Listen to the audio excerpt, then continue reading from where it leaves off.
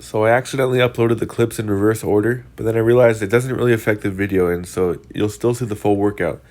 Just you'll notice how as I go on with my reps and sets that each set gets progressively worse with the form. That's because I started out bad, and then as I watched myself through the footage, I was like correcting my form and stuff and my posture.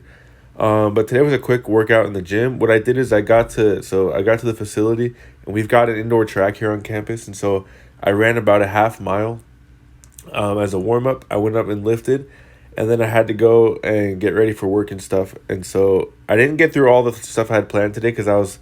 If you watched my video yesterday, because this is as of right now, the pattern is this: I have a workout video from a day prior or 2 days prior that I then post on the given day before I even go and do my workout, something like that.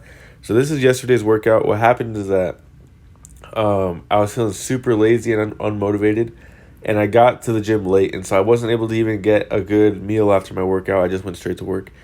Anyways, what I wanted to talk about, because this is just a few minutes long of a video, is about postural, misalignments or imbalances, and I have plenty of them. Most of them are stemming from my hips, I think, at the moment. But what I've noticed, because especially at the start of the new year, I'm trying to push myself more. I'm going a little bit harder and going higher intensity than what I've done in the past because I want to see, how this affects my growth, my progress.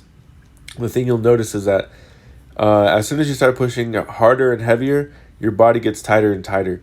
And so that can be, just a natural consequence of your muscles densening. It could also be a consequence of your natural,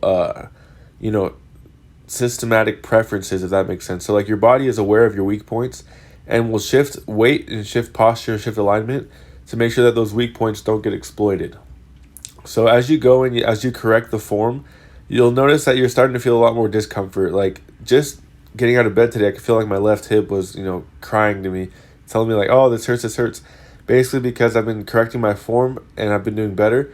And so I'm actually exposing the weak parts of my body. And so these parts that are underdeveloped and usually not involved in the lifts, they're being targeted more and therefore becoming tighter and more sore or whatever, So I'm exposing my own weakness. It's a part of the growing process that there's a little bit of suffering involved. And you just have to be aware of the balance that the harder you push, the more you're going to feel this discomfort. But then that also means that you have to eat more, you have to sleep better in order to recover. If you want to slack on your eating and sleep, then you have to be okay with waiting for delayed results. And also you have to be okay with not going as hard in the gym. Because your gym is like, your gym efforts, they have to be rewarded by sleep and by eating. And so if you're pushing hard without rewarding your body, you're punishing yourself. You see now how like my body's leaning to the right side and everything. It's like that was my first set, I think, and after that I made some corrections. And this variation of the sumo deadlift I was doing, it lit up my inner thighs. I don't know what to call them. They're either abductors or adductors. But I've been aware of this for a while. Those muscles are extremely important for the whole hip hinging motion. And as far as heavy squats go, they're one of the main contributors in the force, because what happens is that if you don't know, there's a deep tissue muscle called the psoas muscle in your lower back. The psoas muscle actually runs down through your hips, through your pelvis, and connects to these inner thigh muscles. So they're linked together, and that's what they pull from your hips to your back, and so that gives the tension in the back and forth kind of pulling that allows your hips to bend and flex. So I feel like this isn't normally what people would feel when they do a sumo deadlift, but this is like my first time doing them heavy in a while. I've practiced a little bit before, and I also don't think I should have gone a little bit like narrower maybe. I don't know, wider. I don't even know. I don't think my form was perfect, but what it did do is it stretched really hard on my inner thighs, and I don't know. I'm still feeling it today, but I think it was a good thing because those muscles seem to have been neglected for a while. So I would always encourage people to do a wide variation of different movements throughout, let's say throughout the month. Choose on any given week, choose a specific focus you want to focus on, and do that motion, do that lift, do that whatever, like 2 to 4 times, and then that'll really get you going. And then as you transition, let's say for 2 weeks you do that, then the next week you want to add something else, then you kind of reduce the amount you do on the original thing. Let's say you wanted to work on your back squat.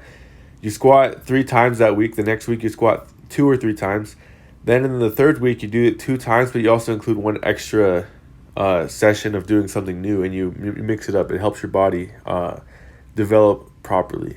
So you gotta balance your the exercises you do. I don't know if that makes sense, but the video's already over, so I'm just gonna stop talking, and I guess I'll see you guys tomorrow. I decided I'm not going to the gym today. I got like volleyball and stuff later, and I don't want to like do anything crazy. Plus, I didn't get up in time to eat because you know I've been lazy the last couple of weeks. But anyways, that's it for me. Hope you guys have a great day.